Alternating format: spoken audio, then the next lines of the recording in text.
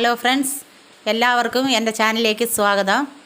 ഞാൻ ഇന്നിവിടെ ഉണ്ടാക്കാൻ പോകുന്നത് ഒരു സുഗിയനാണ്.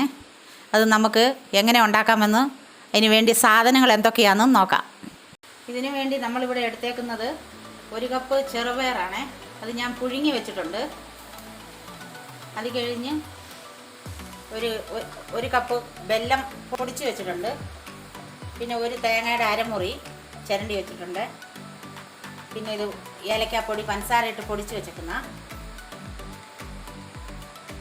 പിന്നെ നമുക്ക് ഇതിൽ മാവേന് മുക്കി ഇടാൻ വേണ്ടി 1 കപ്പ് മൈദാപ്പൊടി, അതിന് ഒരു 2 സ്പൂണ് അരിപ്പൊടി.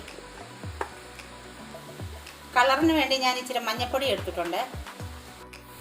ഞാൻ ഇതിനു വേണ്ടി ഒരു പാൻ അടുപ്പ് വെച്ചിട്ടുണ്ട്. ഈ തേങ്ങ ഞാൻ ഈ പാനിൽ ഇടുക. പിന്നെ വെല്ലം പൊടിച്ച് വെച്ചത് അതും ഞാൻ ഈ തേങ്ങയുടെ കൂടെ ഇടുക. എന്നിട്ട് നമുക്കിതൊന്ന് വഴറ്റിയെടുക്കാം.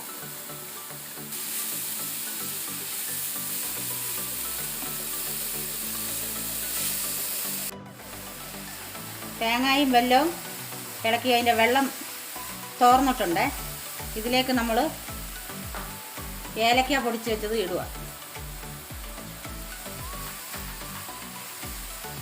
ഇത് ആയിട്ടുണ്ട്. ഇതിനി ഓഫാക്കുക സ്റ്റൗ. ഇത് ആറിയിട്ട് നമുക്കിനി ഈ ചെറുപയറിൻ്റെ കൂടെ ഇട്ട് ഇളക്കി യോജിപ്പിക്കാനുണ്ട്. നമുക്ക് ചെറുപയർ ആറുമ്പോഴത്തേക്ക് ഈ മാവൊന്ന് നമുക്ക് യോജിപ്പിച്ച് സെറ്റാക്കാം. ഇതിന് വേണ്ടി മഞ്ഞൾപ്പൊടി കളറും, ഇതിന് ശകലം ഉപ്പ്. ഇതെല്ലാം കൂടെ ഒന്ന് നമുക്ക് മിക്സാക്കാം. ഇനി നമുക്ക് കുറേശ്ശെ വെള്ളം ഒഴിച്ച് ഇത് കുഴച്ചെടുക്കാം. തണുത്ത വെള്ളമാണ്.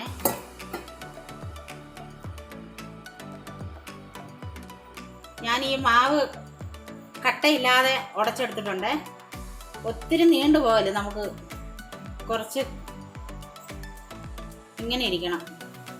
അത് മുക്കിയിടുമ്പോൾ അല്ലെങ്കിൽ തൊലി പോലെ ഇരിക്കും. ഇച്ചിരി കനം വേണമെങ്കിൽ, ഇച്ചിരി കനത്തെ ഇരിക്കണമെങ്കിൽ കുറച്ച് വെള്ളം കുറച്ചൊഴിക്കണം. നമ്മുടെ ചെറുപയറും വെല്ലം വഴറ്റിയതും തേങ്ങയും നമ്മൾ ഇതിൽ ഇട്ടിട്ടുണ്ട്. ഇതിനി നല്ലപോലെ ആറിയതിൻ്റെ ശേഷം നമ്മളിത് കുഴച്ചെടുക്കുക. കുഴച്ചായി. ഇനി നമുക്കിത് ചെറിയ ഉരുളകളായിട്ട് ഉരുട്ടിയെടുക്കാം.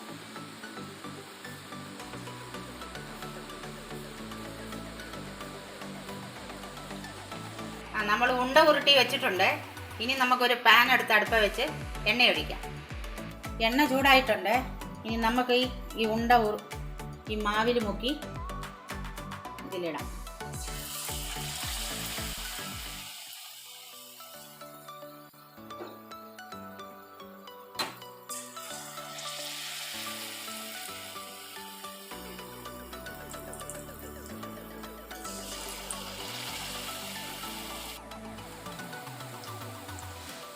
നമുക്കിത് തിരിച്ചിട്ട് കൊടുക്കാം.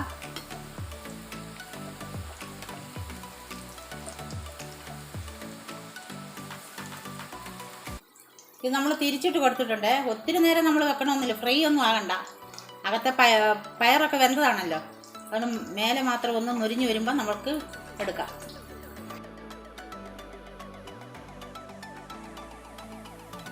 നമുക്ക് എണ്ണയിൽ നിന്ന് എടുക്കാം.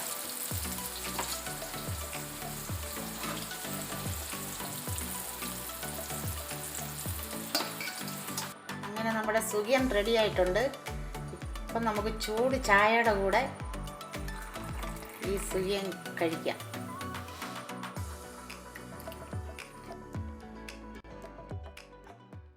ഈ വീഡിയോ ഇഷ്ടമായാൽ ലൈക്കും ഷെയറും സബ്സ്ക്രൈബ് ചെയ്യാനും മറക്കല്ലേ. Thank you.